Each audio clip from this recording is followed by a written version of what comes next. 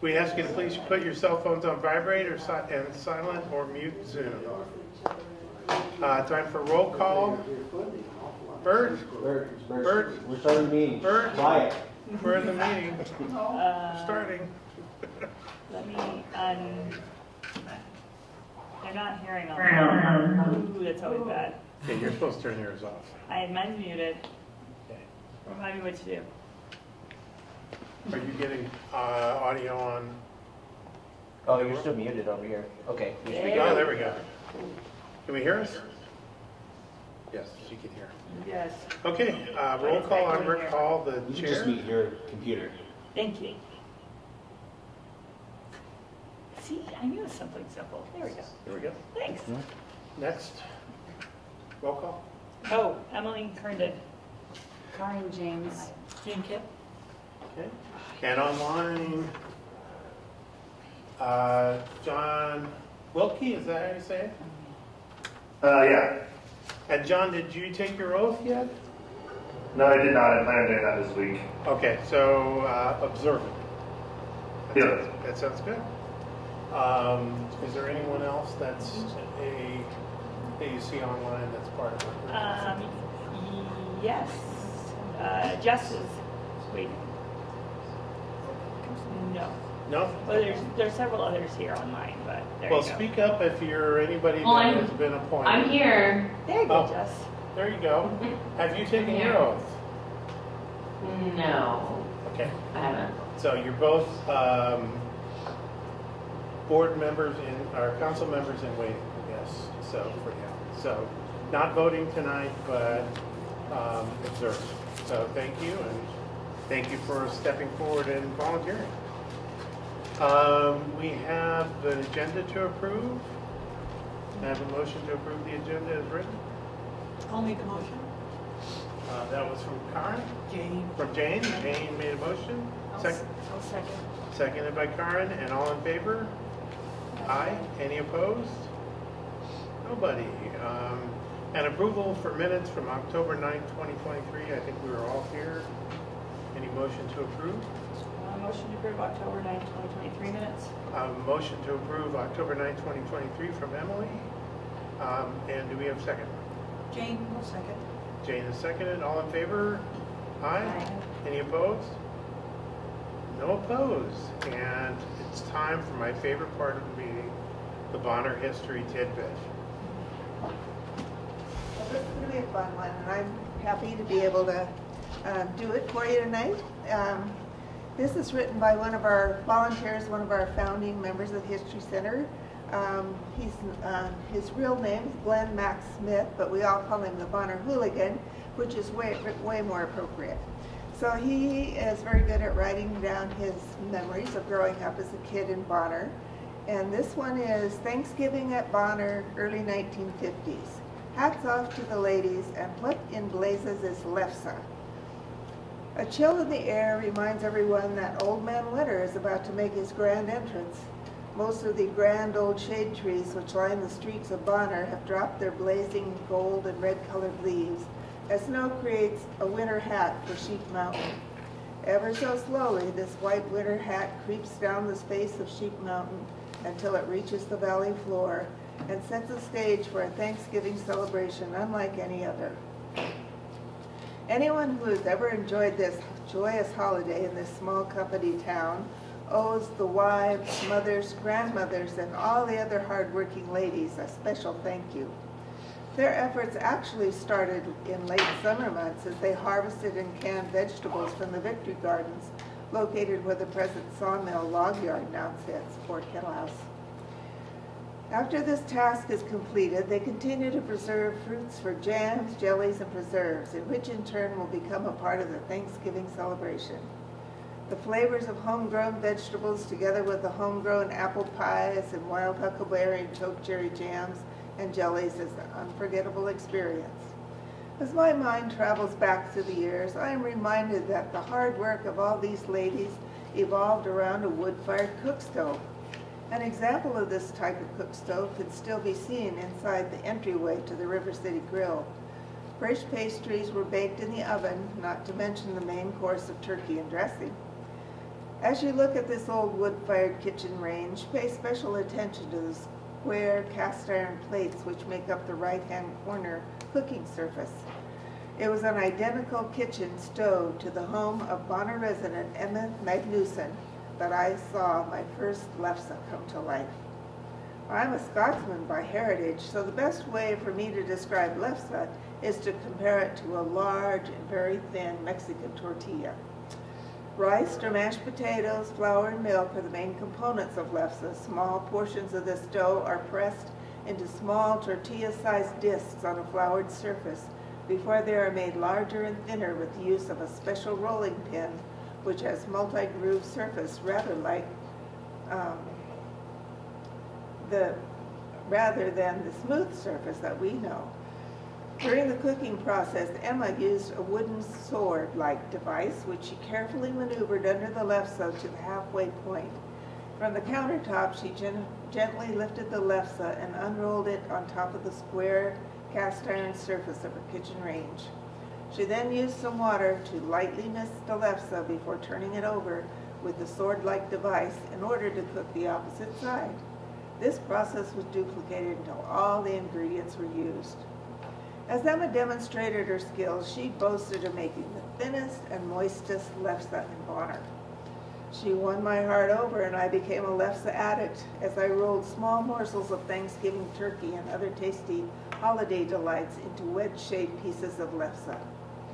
How was it possible for the Bonner hooligan and Scotsman like me to enjoy this Norwegian delight so much? The answer was provided by my many Norwegian friends who decided that I was quite simply a shipwrecked Viking who had washed ashore in Scotland. My heartfelt admiration goes out to all the great ladies in Bonner who created this joyous Thanksgiving memory so many years ago. And I will say that for whoever of the new Bonner homeowners lives in house number 23, I know the houses have many numbers on them. This is about 4 or 5 houses up from the, toward the Blackfoot from the History Center and Post Office. You are living in Emma Magnuson's home, and so there might be still aromas of lefse floating around in your house. Thank you so much. Now it's time for public comment on items not on the agenda. And if you're dialing in, you can call 253-215-8782. Put your hand up. Do you have anybody down? No?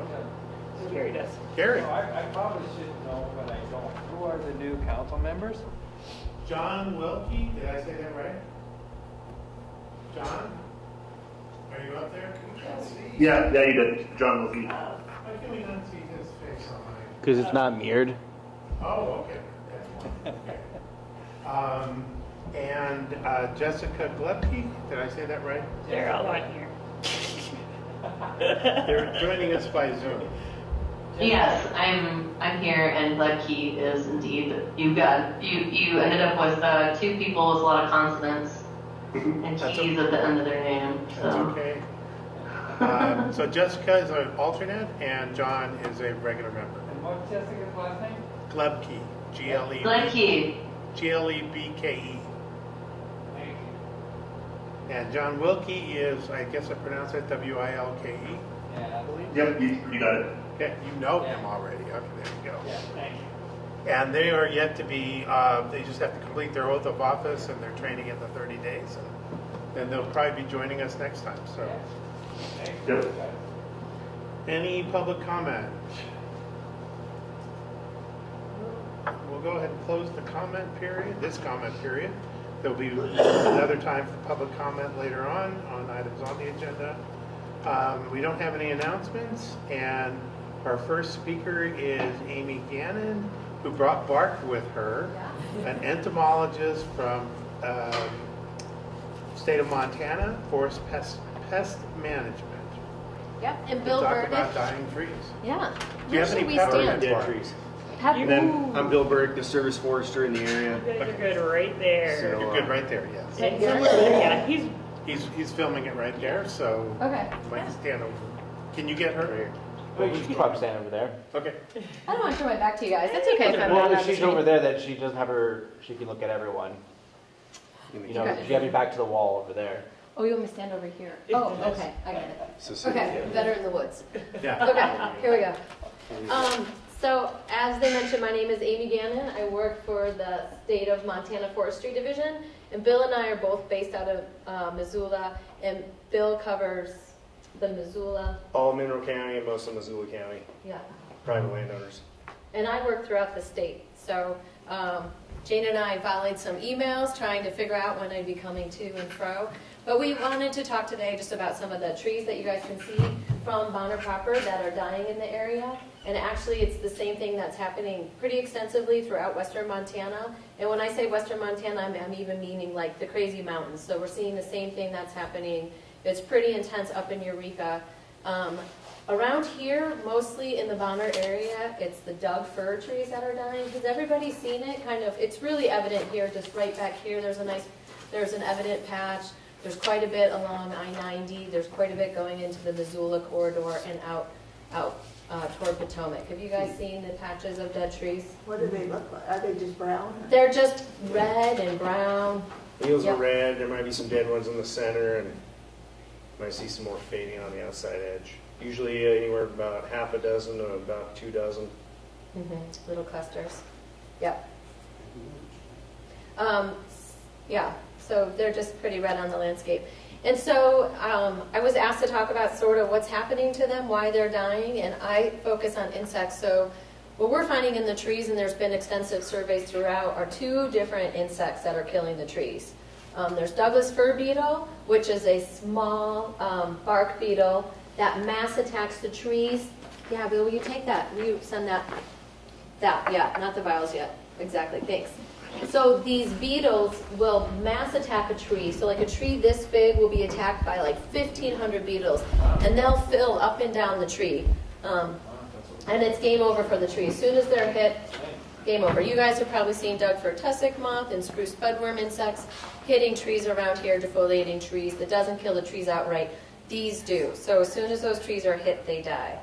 And then there's another insect called a wood borer, and we have vials of those as well, that also hit trees, and they'll hit trees that are dead and dying.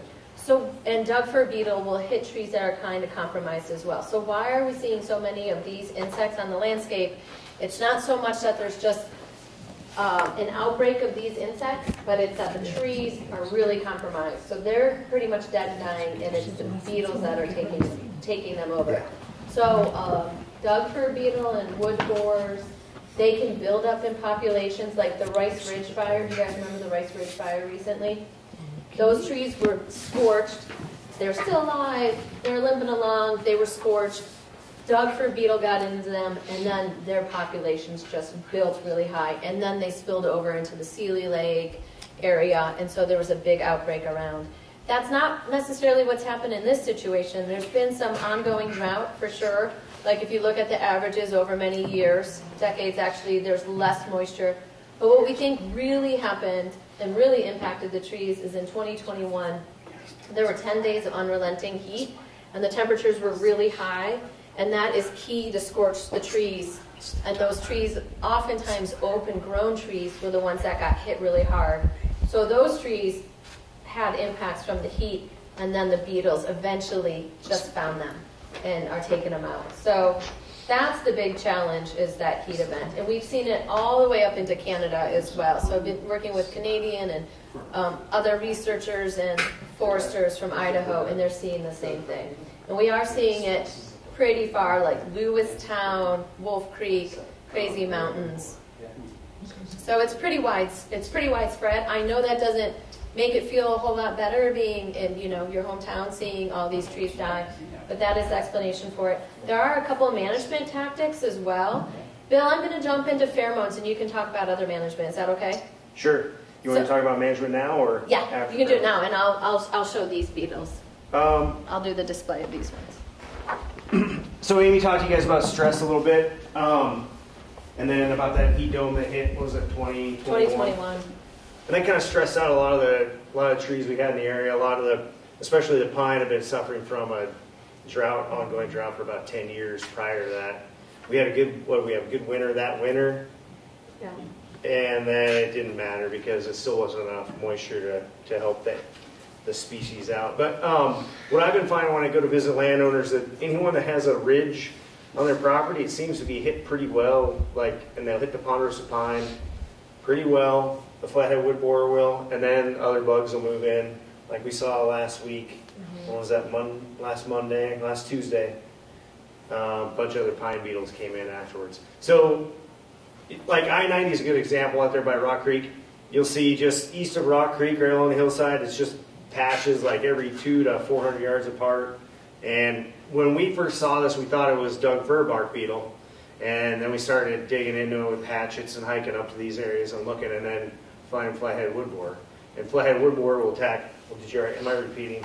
Oh, Every tree species, Doug fir, large pine. And so we'd see Doug fir, we're like, yeah, fir dead and dying, but what about this larch and the pine? And it just didn't make sense to us, but it still had the same pattern that the Doug fir bark beetle did. So, I mean, the only thing we can attest it to is stress, and then of course the bugs key in on that, and they move, they're opportunistic. Obviously the flathead wood borer, they seek out a stressed species, and then off they go. And then if you notice the pattern over there, it's a perfect pattern.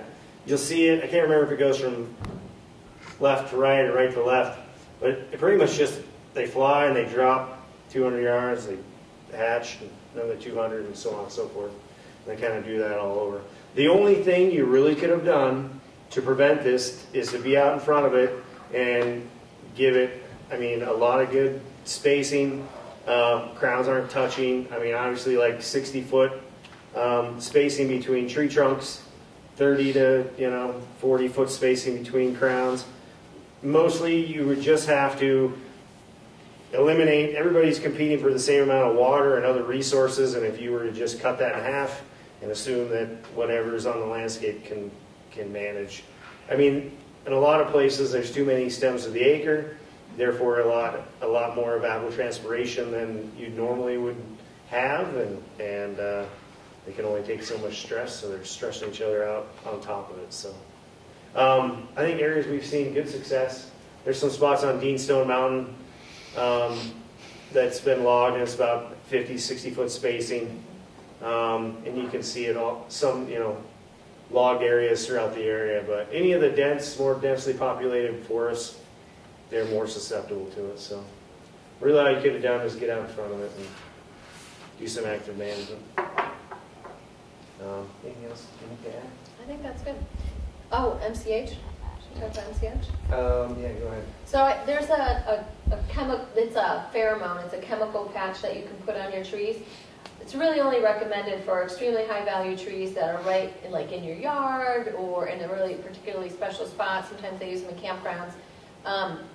But it's only for Douglas fir beetle. So if you have those wood borers in your stand, they're not going to make a difference. But what this pheromone does is it sends a no vacancy message to the beetles. So beetles that are wanting to attack the tree assume the tree is already full of beetles, there's no more room, and so they just disperse. They just fly around, get exhausted, peter out and die. So you can use those. You'll probably hear a lot about it if you start looking online and stuff to protect your trees from Douglas fir beetle. And they're only good for 60 days, I think, is the new formulation, and you staple them up onto your tree. But I really urge you, if that's just for high value trees. And when, April 1st, is that right? Or do you want to between April 1st and April 16th. Yeah. It's like April Fool's to tax day. That's, that's the time to put them on. But you want to order them ahead of time, probably a couple weeks ahead of time, because they get a lot of orders in right then, and guys are behind.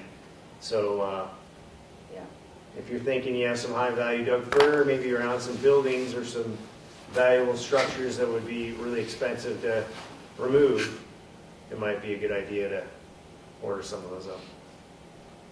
We'll leave the samples here to the end because I know maybe folks want to come up and look at them afterwards. And where do they order the pheromones?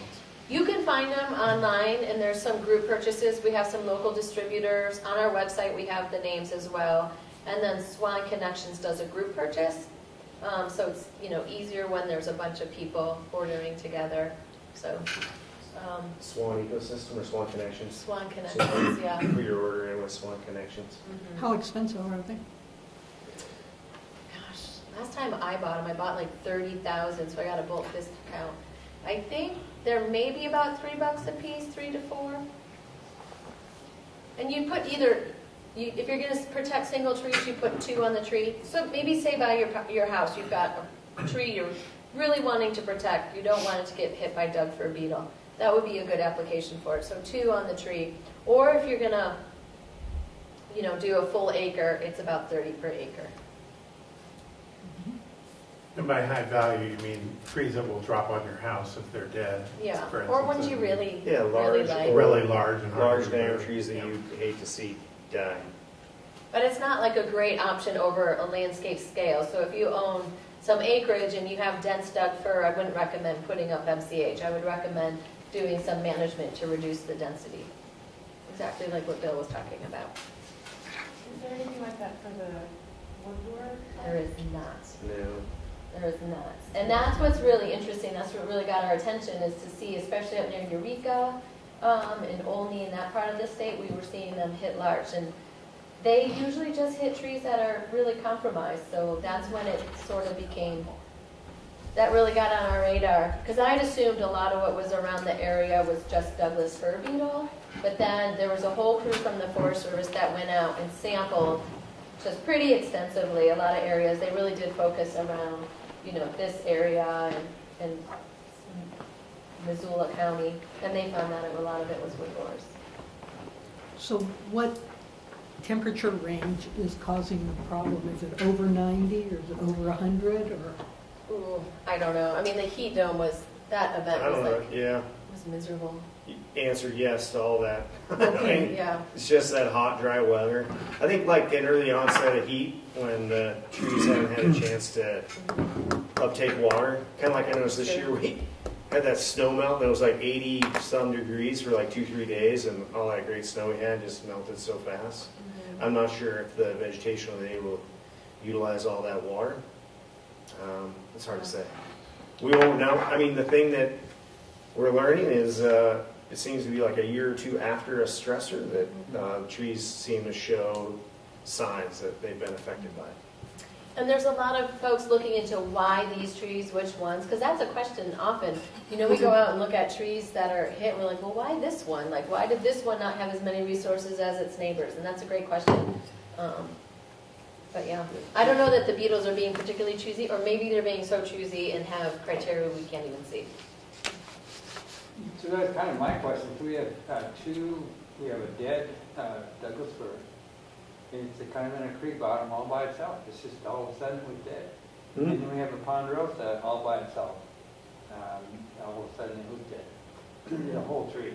And we've had our forest thinned, but there's nowhere close to 60 feet between stems. Yeah. And so it sounds like maybe that's what's killing these trees.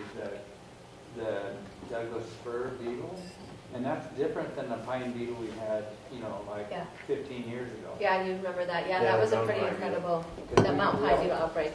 They're really related though. They're super related, but they have different tree species.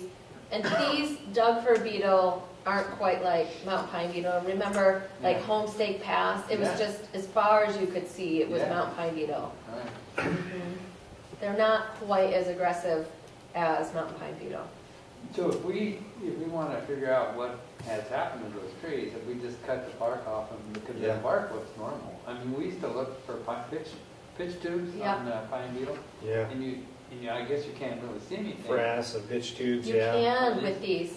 You can't with these? You can see frass. I have a presentation with pictures, but I bet I went way over my 20 minutes already, or 20 minutes. But so it's red-brown boring dust, and it accumulates in the crevices. I don't know if it's, do you have some? There's a picture here on the Oh, yeah. Oh, right. And so the pine, when they're hit by beetles, they'll have like little wads of pitch that you can find with Doug fir beetle. Doug fir doesn't do it. So sometimes you'll get streams of pitch on a Doug fir tree. That's not a reliable indicator that it was a bark beetle hitting the tree. That could be Doug fir pitches for lots of reasons. But you'll find this red-brown boring dust that Bill's pointing out. Tunnels Yeah. and out they went. So you guys are writing dust- or dust surveying isn't trees necessarily throughout western soft, Montana. You're writing like up a soft study or wood something? dust. That would be Yeah, ready? the Forest Service will write up what they call a trip report, and it's a pretty ongoing thing. I mean, they're finding that is what's going on, is it's Doug fir beetle and wood borers, and I work pretty closely with them. They haven't finalized all their data yet, but they did do pretty extensive survey. And then the underlying factors is something that, what is going on, why are these trees getting stressed? That's way beyond the scope of what I'm doing. But they have scientists who are looking into that with the Forest Service. I work for the State Forestry Division, but they are looking into it. But I imagine it'll take a fair bit longer for them to totally dial in exactly what's going on. But their indications, their early indications is that it was a climatic event. But what do we do? Like, what can we do to prepare the stands in the future? I mean, we can hope that that doesn't happen again. That heat dome was pretty unusual, pretty intense, and it more immediately hit trees. Like you guys remember the news, like the Portland area and Seattle. I happened to be out on the coast too. I was driving home, and all these trees were just bright red, and it was exactly during that heat dome event. Our trees didn't get that immediate of a response, but their response was more latent. And it's true up in Canada too. Just as you go north, like out of Eureka, you can really see tons and tons of trees where all the bark is stripped off, and that's from woodpeckers going after the wood borers, because that vial shows the size of the beetle. That's a pretty decent little protein snack. So the woodpeckers are going crazy. Yeah. So do those trees drive some of the wildfires that are happening in Canada and elsewhere? Or? No, it's not that. Those fires were up in a different forest type. So that was, yeah, that was a little. Lodgepole boreal. Yeah. What do they think is the prognosis over the next few years? It's just going to get worse? That is the prognosis. I wasn't going to be a downer. I'm watching the trees die in the neighborhood, and you cannot figure out why they're dying. Yep. It's the heat and the drought stress is definitely. So hopefully on the forested landscape, and maybe also if we don't get more of these like heat dome like snaps, I keep snapping, but it's this sudden change that's really impactful to the trees, and that was a really sudden change. Well, and part of your management strategy might be get rid of some of your larger, older, bigger diameter trees, because they're going to draw more water. So maybe if you've got a stand, try to vary between, middle-aged class trees and large, older class trees, to kind of mix it up. If you have a lot of large, overstory trees, I mean, it's a lot more drawn out resources on that landscape, a lot more water taken off, as opposed to like 3 10-inch Doug fir, as opposed to one 45-inch Doug fir and another one over there. So much more evapotranspiration, use of resources, fight for all kinds of stuff. So, I don't know, try to think of it in groups of teams, like what does this team of trees over here need versus this team. It's rather than, you can think of them as individuals, but you're like, well, what are they gonna, if I take this one, how are the rest of these gonna respond? If I leave this one, how are the rest of these gonna respond? So on and so forth. And in some ways too, these trees being killed by the beetles, like even though we don't like it particularly, they are acting to thin the stands to some degree as well. And so these situations is maybe, unpalatable as it might be, but a tree here and a tree there, I'd sure take that over what we saw with Mount Pine beetle outbreak, where it started in these 80 to 120-year-old pine, and there was no interruption on the landscape. They were all 80 to 120 years old. The beetles loved that, so they just could go on and on. And so what Bill's talking about is diversifying is also really important as well, because Doug fir beetle really likes trees that are 14 inches in diameter or greater. So if you have clusters of smaller, younger, healthier trees, and just diversify it on the landscape, it's pretty worthwhile. Okay. Any questions from online? Or? You're quiet. So if you see woodpeckers, then that's a sure sign that it's the beetle? Too late, it's gone. Yeah, yes. So, okay, There's that's fine, beetle because or we the saw the wood borer. woodpeckers. Yeah, means Yeah. the tree's already dead and doesn't even know it. I drove through your area when it was light, and, Okay. because you gave me the directions, and I didn't go into your property, but, It's okay. yeah, there was woodpeckering. Yeah. Yeah, part of that flathead wood borer, I don't know if she touched on the life cycle, but I didn't. what is it like? Do you briefly want to cover that, like how It can be. cambium and then the wood? Because sometimes they'll just rip the bark completely off, or just a little bit. Yeah, and they spend more time out in the bark too, and so they're more accessible to the insects as well. And sometimes the life cycle, it could be like a year or two that they're in there, so they could be in there for a while. But what I have found that was really interesting is that sometimes I see the woodpeckering before I see the boring dust, so up in the tops of the trees. So that is a really good indicator. So these are larvae and not adults that are causing the damage. Yes, Yeah, the adults. just like teenagers, it causes all the Right. damage. Teenagers. Yeah. So these, I'm getting really close to your camera, sorry. So these are these long galleries with the Doug fir beetle. These are the adults, and then they lay eggs along the side, and then those eggs feed out. Those eggs turn into larvae, and they feed out. And they also introduce a stain, a fungal stain that further obstructs the circulatory system of the tree. So it's a very, it's a team effort. The ones that are in front of you, those are the larvae that are winding around You're in front of circuitously. us now. What'd you say? These. Oh, these. Oh, yeah. And then in the bark that you guys have too, those are the larvae winding all around. It's really, I know I'm biased, but I think it's really fun when you go out to a tree that's dead and with a nice sharp hatchet, peel away the bark and see what it is. Because then you can tell, is it the wood borer based on those galleries, or is it the Doug fir beetle? If you find the Doug fir beetle, and if you have a little outbreak of Doug fir beetle in your stand, there are more things to do. Like if that tree is still green and you're finding little white grubs that look like a grain of rice, or if you're finding the adult beetles, I highly recommend taking that tree, bucking it up, and burning it or get it off your property. Don't stack it up for firewood. Bill and I are always called out to properties where, we're often called out to properties where people have stacked up their firewood next to a tree, and the tree next to the firewood is dead. That's a bummer. But those beetles will continue to develop. The Doug fir beetle will continue to develop in the dead trees and will hit your adjacent trees. So it's good to know what insects you have on your property. Okay. You have wood borers, so yeah. All right. Okay, well, thank you very much. You Yeah, can move thank to our you. next presenter, and you're going to leave us till the end? We will, and we'll be here. Thank you. Or I'll be here. I don't want to speak for you.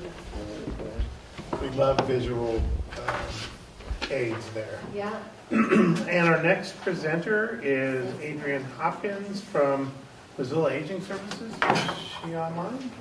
Yeah, hi. Here you go. Mary? Have at it. Well, thank you for letting me have some of your time at this meeting. Recording stopped. Oops. Why am I not getting it up here? Because it's not mirrored. Oh. So you have You just it. have to mirror it. It's the second. 1 second. We're gonna get you up Forget on it. the big I can put it screen. right there. Okay. And it said the recording turned off. Oh, yeah. And I can mirror it too. Get I that can going.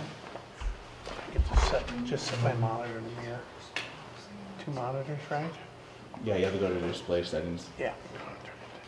Find an empty place on the screen here. Recording in progress. Perfect.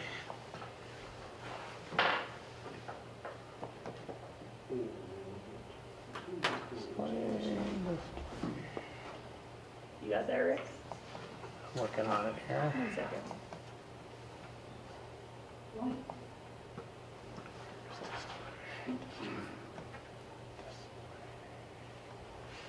Let me find it over here. There it is. So extend them or duplicate? Duplicate. There you go. You got it? You gotta find the zoom. Click on the zoom. Don't exit out anything. Just in Zoom's case. in the front. Yeah, I'm hang on right here. Almost there. Come on, ZVH Zoom. Windows. There it is. There we go. Is that up? Yep. Why is it only at the top? There we go. Oh, good. Okay. We can see you. So, yes, so I am a volunteer coordinator and program developer at Missoula Aging Services, and our organization provides services for the entirety of Missoula County. The program I wanted to talk to you about is the Cleanup Crew program. It's a program I developed and launched in April. It is for older adults or adults with disabilities to get necessary yard chores completed.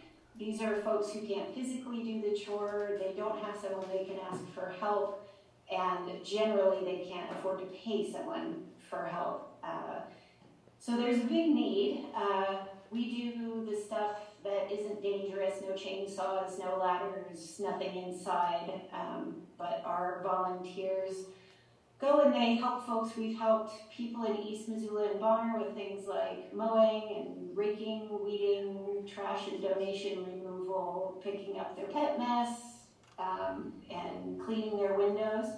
There's a woman in East Missoula who hasn't been matched with a snow angel yet. The snow angel program will be hopefully a volunteer who will adopt an older adult sidewalks for the winter. Definitely we need more snow angels. Lots of folks in the city where they can get huge fines if they have 3 instances of not shoveling their sidewalk by 9 a.m. Thankfully, I think you guys don't have to deal with that, but there are still folks where it's a safety hazard, and you being part of this community organization, I know that you care about your communities, you care about your elders, you want them to be safe and remain living independently at home. There was a woman in Bonner, there are a lot of folks out that way who I get calls from who are living in trailer homes, where they own the trailer but they don't own the land. And there's a woman in Bonner who the landlord said, well, you'll be evicted if you can't get your lawn mowed. So those are the folks we're trying to help. And I have one volunteer who lives in Tora and a couple volunteers who don't mind going out to East Missoula, but it's surprisingly difficult to get Missoula volunteers out to East Missoula and Bonner. So I'm so glad that I had the chance to come and talk to you guys, because I think you're very community-minded people, but you might not know who in your neighborhood needs help. So that's why I'm here. Do you have any questions about any of that? So what is the greatest need? Applicants or volunteers? Sounds like volunteers. Did you ask if I'm looking for applicants or volunteers? Right. What is your greatest need? Volunteers or people that... We want to spread the word, we want to help people, but what we really need is volunteers. What the community needs is volunteers. So if you know someone who could benefit from the program, absolutely tell them, call Missoula Aging Services. They can ask for Adrian or they can ask for the cleanup crew and they'll get to me. But it would be wonderful to have people who could just, go to their neighbors and help them instead of trying to convince Missoulians to come out to Bonner to help people in Bonner. They care, they just want to help closer to home. Are there any age requirements for the volunteers? Like, do you have to be over 18 or something? No, 18. So this is a great volunteer opportunity because it's very, very flexible. For a group of volunteers, we just need one background checked volunteer who's over the age of 18. It's a really quick process. So you can bring your kids to this. This is the one I recommend to parents who come and say, hey, I want to teach my kids the value of service. My son has shoveled people's snow through the program. His school got together a community day and they helped some of the clients within walking distance. And the teachers were really happy about it because they came away with a sense of pride, and the older adults got to interact with all these kids, which a lot of older adults don't get to do. A good percentage of them tend to be socially isolated. So it's really a win-win for everybody. And if you have like a church group or a service organization that wants to get some service hours out your way, this is great because only one person needs the background check, and it's very minimal. Have you attempted to contact 4-H? 4-H, I have not. Because there are several clubs around here, and Yeah, that's the the sort thing of is thing we need one adult. So I did reach out to like all the middle schools and high schools. Generally, it's like one kid who has a service project, but doesn't have an adult, which doesn't really work with our frame. It depends on what it is, but yeah, 4-H, it's great if they have a supervisor. Yeah.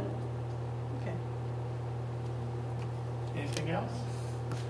So how would you sign up? Have you Contact you at Missoula Aging Services, Adrian? Yes, yep. And all of our volunteers are covered by our volunteer insurance when they're volunteering. So if you slip on somebody's driveway, break your hip, our insurance can help pay for that. And we'll go ahead and post your needs on our Facebook page for our residents. That would be wonderful. And right now, if you people could- are mostly raking, but snow is coming. So Right, and I think I have your So number we'll help and with your that. email, so I can post that up as well. if you'd Yeah. like. So, Yep.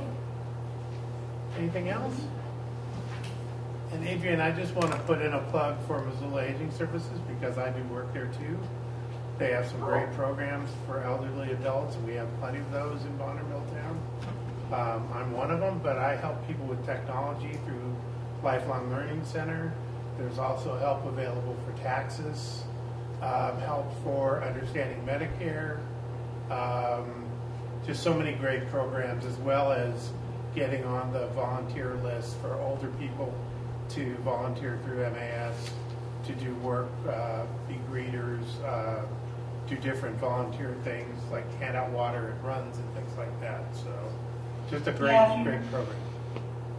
if you're over 55, we have a ton of partner organizations we provide insurance for if you volunteer with them. But we also have a bunch of volunteer programs with Missoula Aging Services like Meals on Wheels and Caring Companions, things like that. So if you're elderly and bored, there are plenty of opportunities to not be bored. Or if you're younger and want to get your exercise in. That's true. You're Bert? Yeah, I've been an alternate on Meals on Wheels for a couple of years, and that's a really good program. Thank you for your service. No problem. And I'm a CASA through them, so. Wow, that's a big commitment that It really is. makes a difference. It is. Well, thank you very much. Any online questions? They're quiet. You're quiet? No hands up? Nope. Thank you. Thank you for the opportunity. Alrighty, now it is time for our bouquet period. For anyone that wants to know what that is, it's where people give bouquets to people that do exceptional things in the community or recognize them for service or just for being here. So, anybody? I do a bouquet for the people that have joined the council recently or in the past year or so, and the ones that are currently joining. We went through a dry spell for a while, and really appreciate the service and the volunteering. Yeah, absolutely. Yeah, and I'd like to add to that we go to community council meetings where there are a lot of community councils, all of them are supposed to go. And it is rare for a community council to be fully staffed, so it's pretty amazing. So thank you, you applicants, for joining us. Anybody else? I have one. Gary. I really appreciate getting these detailed agendas with all the communications and the posts on Facebook and stuff. And I think the person that is responsible for that initials are EH. Is that correct? This time it was RH. It was RH. So if it's screwed up, it's me. So. But it has been for a long time. So. You're keeping it up, and I appreciate getting all that information in the agenda. Thank you. We will try to keep it up. And we had elections last time, so we've all kind of shuffled, and she's finally, I forget who's our vice chair? You're our vice chair, right? No, I am. Jane is our Jane vice is. chair now, and our treasurer is Karen. So, and I'm the chair, so. And you're the secretary, right? Yes. She keeps all the minutes. It really is true. As for the Bonner History Center, a big thank you for sharing this on Facebook mostly or through your email list. It really helps us get the word out to people because new people are coming in. Our list may not reach them, so it's having that extra outreach is really wonderful. Thank you. Any other? This is just a question. How many people on that email list? 160. 160? Yeah, is on our email list. Now, some of those may be county people that we need to copy on things, but yeah, we've got 160. And I'm in the process of trying to clean up some of it because like some of the people from Logjam aren't there anymore. And other people have moved from positions. And if you've got anybody that you think wants to join the email list, just have them send it to our Bonner Milltown at Gmail, bcommunitycouncil@gmail.com address, and we'll add them to our mailing list. So. Okay, public comment period, number 2. I would like to ask who you talked to in the county about those solar lights down in Piltsville. Who was that? Do you remember? I don't remember, but I can get his name. And let me tell you the story about those. Judy and I replaced 4 of those batteries. And then I took the fellow from the county out and we replaced some more. No, let's see. We did 2 and then I did 2 with the county guy. Are some still not working? Probably 2 of them flicker. 2 of them are not? Yeah. Yeah, because I was going to go down there tonight and see how many were not on and then get in touch with this fellow and say, hey, have you had a chance to put because I gave him all new batteries for all the lights. Okay. And please. So I can't remember his name, but I do have it at home and I'm going to get in touch with him and so we'll hopefully we'll get something worked out. But keep noticing and let us know at the next council meeting if they're. We know that it has improved. It's just not all of them are working. Well, I know that the 2 by the there's a road that goes through there. And there's 2 by the former fire station and 2 on the other side. Those are the 4 that we've replaced for sure. And the others, I think there's 8 altogether. And the other 4 have not. It might be, yeah. So keep your eye out, and we'll keep tracking it. Okay. Any other public comment? Do you want to keep the communications, or we just go right past them? I usually bomb through them. Okay, I'm gonna bomb through them then. Or like quickly, like Okay. they need a Jedi advisory board. Yep, I'll do that. There you go. So communications, there's at Missoula County Voice, you can apply to join the Justice, Equity, Diversity, and Inclusion Jedi Advisory Board. The Infrastructure in West Riverside Project has, to learn more about what infrastructure community wants and to see or not in their area. It's closed now. They'll still be putting input on Missoula County Voice, of course. Effective, I had a question about this, so we put it on for communication from us. I studied the bear buffer zone to find out how it applied to our area.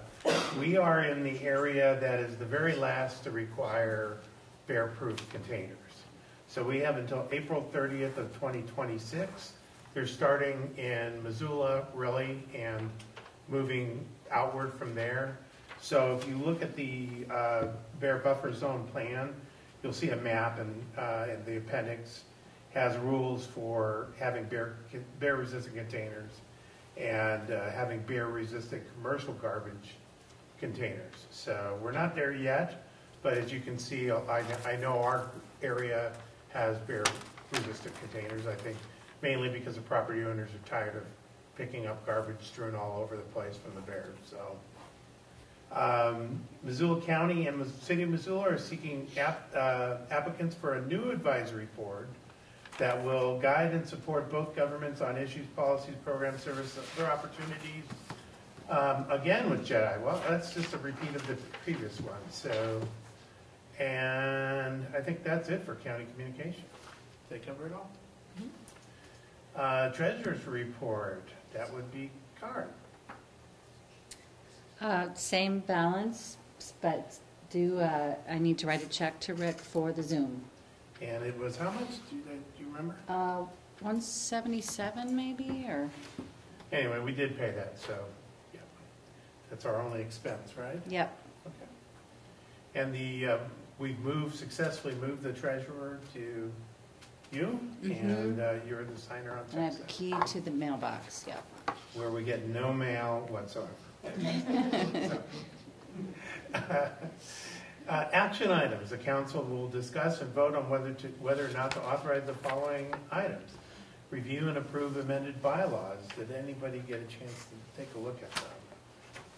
I looked at them and I saw no significant change of specifics on there. I couldn't tell much of a difference, so I didn't either. So, Karen and Jane? No, I haven't had a chance to. Should we move a vote on it to the next time? Yes. Yeah, we can. Or do they need it right now? What's the change?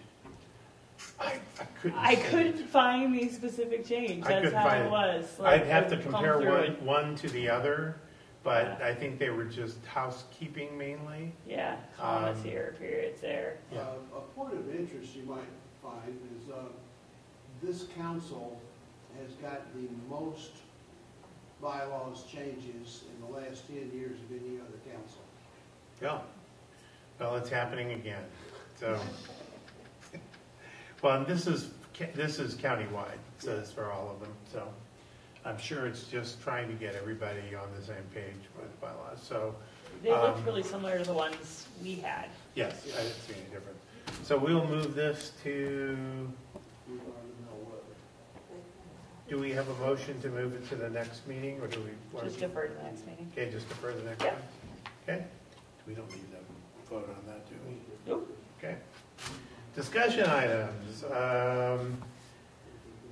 Did someone attend the all-community council meeting? Jane did, and she had notes. Jane? Yes, they're all wobbly. They go for it. You could just do a really quick summary. I attended it too. Is there anything earth-shattering? Yeah, have you got yours handy? Did Clinton show up? That's what I want to know. I believe they did. Nice. Nice. Yeah, I don't know where my notes are. Sorry, I haven't got my handy. We can come back to you if you want, or do you have it? We'll see. Okay. We'll come back to you. Community event in January. Emmy, you know most about that, right? January? Yeah, so we're gonna promote that as we know more. So the plan is that the county is wanting to hold a community event with different divisions within the county to come in and talk to people. So like a round table. And we're looking at January. They wanted to do it this month, but that was a little too much for us. So that is the plan, and as we know details and they get approval from the school, because they don't want to just have it here because that's too many people talking at once, so they want to kind of spread it out. But the hope is that they'll have it during the council time on January. And so... And there will be food. And there will be food. Pizza. Okay, good. There we go. So, but yeah, it gets everyone in the community a chance to talk to different divisions, find out what they're doing, and they did this up in Sealy and had a really great reception. So, Do we know how we're going to promote this or advertise it or get the word out? We can do our usual Facebook listservs, and we could even do it like being annoying and do it like weekly for a little while. Mm-hmm. But let me get it confirmed on dates and times. Yeah. And food. We want And to do food. that. And we'll put Maybe food on hang there. something up in the post office on the door? Post office, I'm sure the school, the churches would. Yeah. Yeah, so we can hit up History Center. Yeah, so we'll hit up the kind of the major. Okay. School can put it in the newsletter. Yeah. If only there perfect. was free beer, I think more people would come, but Yeah, there's probably some Square little would be license kinda- on there. yeah. There you go. Jane, I have your notes. You're gonna have to do it because I can't find my notes. Okay. Okay. So we're back to all community council meetings? Actually, I'm gonna have you read your notes. Oh, yeah. How's They're that? wobbly. Because they're wobbly, and I'm not gonna get those. There you go. Bye, Bert. Bye, Bert. Okay. There was a presentation on the Missoula County floodplain because people were very, very excited because all of a sudden they were in the floodplain and they wanted to know why that had happened. And they said, well, the river changes.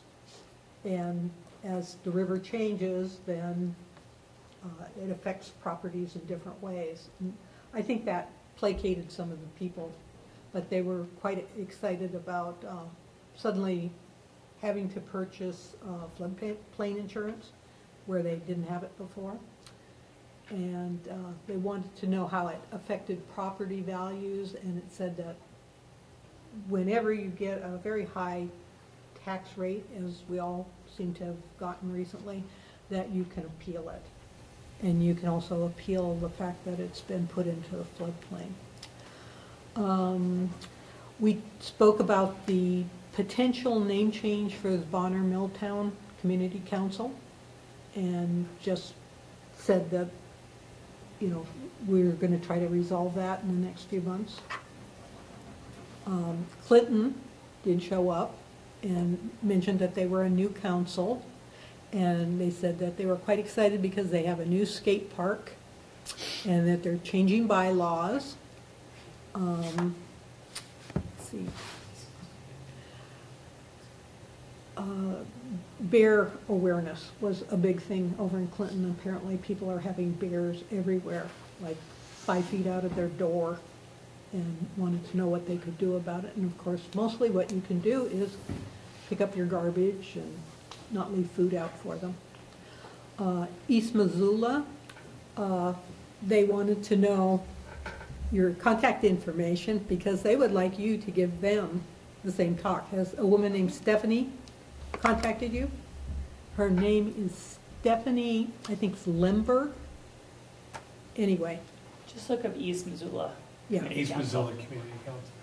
They said they had a lot of dying trees over in the East Missoula area. I think I might have sent her an email too. I think she'd asked too, and I sent her your contact. So. Bet she'll contact one of us. Yeah. The city wanted everybody to know that they have an Engage Missoula site to post discussion items, and it's very much like the County Voice. And they're just different formats for people to be able to check on what's going on in the county and the city. Sealy Lake spoke about environmental issues, sewer, affordable housing, and law enforcement being some of their biggest topics. And let's see, West Valley, Slotnick presented a property tax discussion. They were also discussing what's happening with Smurfett Stone cleanup and the Y development, though they didn't get into a lot of detail on that. So that was all of the discussion items on the community council. Great summary, thank you. Thank you. Sorry, I forgot. Next on the item is BMCC possible name change, and we've had some input. It seems to be about split from leave it the same, leave it the way it is, and you can't include everybody, to sounds like a good name. So I guess my suggestion is let's just kick it down the road to maybe the first of the year. I don't know if there's any urgent need to change. I was wondering if you would entertain having a contest, like a public contest in the local area, and just ask people what name they would. You might get more people to come to the meeting. Well, I'd entertain anything, but we have to vote to use funds to, what would the winner get? I don't know. And there's no guarantee if they choose a name that the county will approve it. Mm-hmm. So, but I'm all for it. We certainly have some money, but you might get some weird entries. Probably. Did you want to make a motion to do that, or? Okay, I would like to make a motion that we consider having a contest for the name change. Rather than having a small group make that decision, try to engage the public. My only say would be make it simple and put it up on just even a Facebook thing, just to have more of a discussion. Just leave a little quick survey on our Facebook would be probably an easy way to do it. I just don't want to get too elaborate personally. So, and will be saying I just don't like change, so I'm kind of good with, Bonner, Milltown area community council. Can you do a survey on? I can probably figure it out. Okay. Yeah. You're our Facebook master. So. I can probably figure out how to do a survey on Facebook.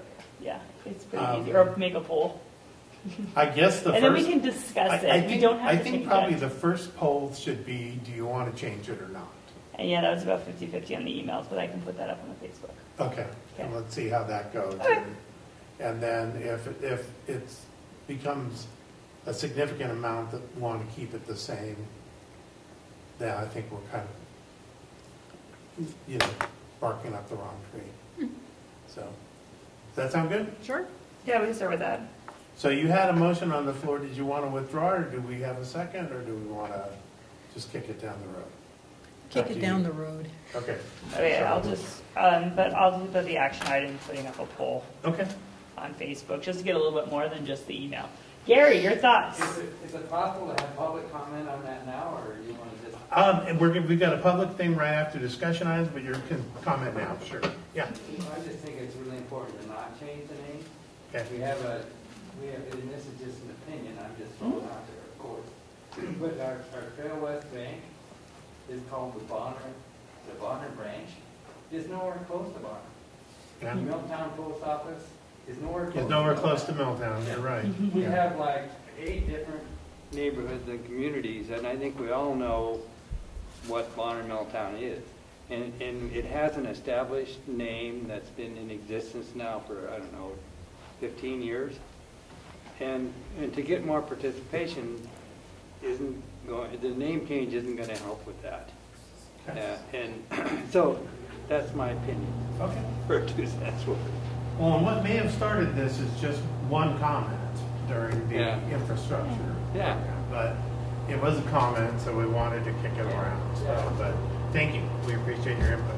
And plus, you're the Bonner Milltown History Center, right? So I was going to speak to that, and we settled on that. And that was the request of one person. I said, you can't leave Milltown off this. So I would just suggest just to add area, Bonner Milltown Area Community Council. We've struggled with this for years. Okay. And so it's not a new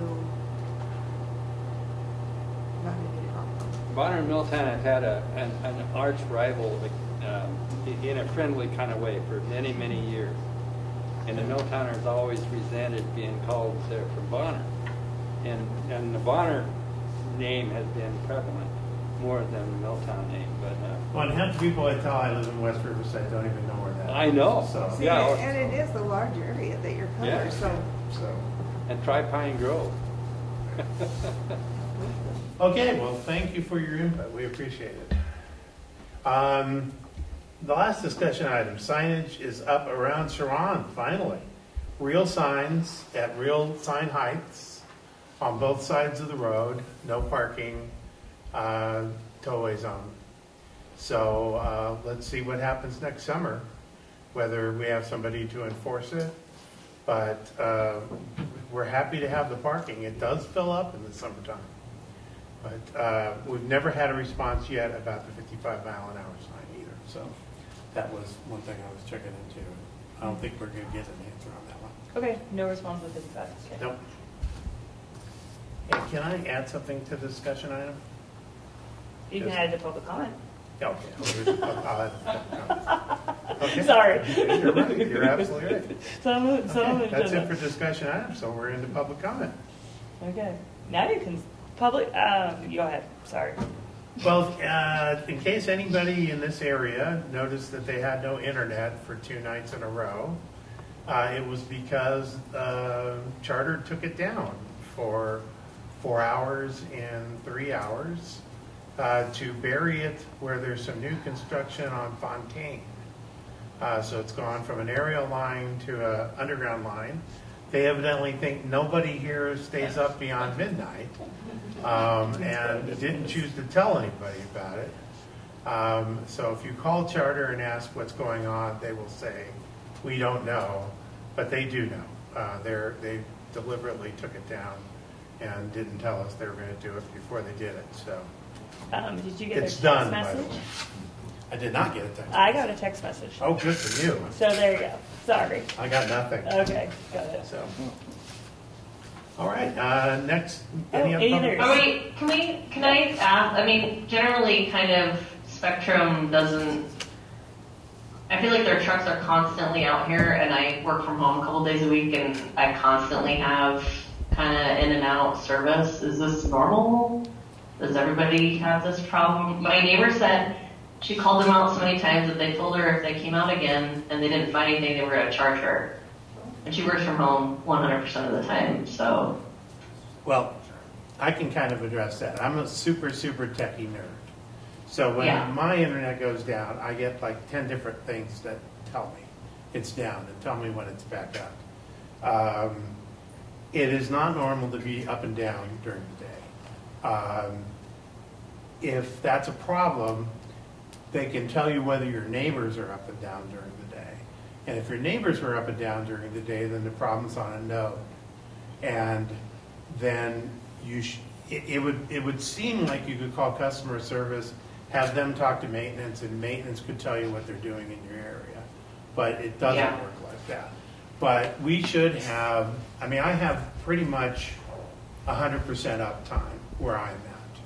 And we have buried services where we're at. So I guess it depends on whether you have overhead lines, buried lines, but it should be reliable. Yeah, I feel that way too. I mean, I've had them restart remotely, reboot the modem and so on and so forth, and I know what my in-house issues are with our routers and whatnot, but I just feel like. And I can tell you too that if you use the Spectrum modem, it does not as good of a job at reconnecting when it has line voltage fluctuations and signal fluctuations. So if you get a decent Eris modem, you'll cut down on that. I did that in mine. Okay, well I mean, this is a side conversation. I just know that I do have neighbors that have had this issue, so I just wonder if it's, because they'll always try to put it on your personal tech and not take any responsibility for it, it seems like, so. Well, I help people diagnose stuff for free. That's one of the things I do in my retirement. So talk to me afterwards for. Fair enough. Thanks, Rick. Okay. Anything else? Public comment live? Online. Quiet online. All quiet online. Okay. Next meeting is December 11th, 2023 at 7 p.m. and we'll be here and on Zoom. And I will be here. And then I'll be gone January and February. So please eat my pizza for me. And agenda items for next meeting. Are we missing anything? We were just going to add up. You're going to contact Cass. There you go. Contact me. Ask Bert. He has a person, the specific person. Okay. It's one of the people in Cass. Okay. Bert will know. And with that, we'll adjourn. Do we need a motion? I make a motion? There you go. Second? All in favor? Aye. You're done. Thank you. Any opposed to adjourning? Who wants to stay here?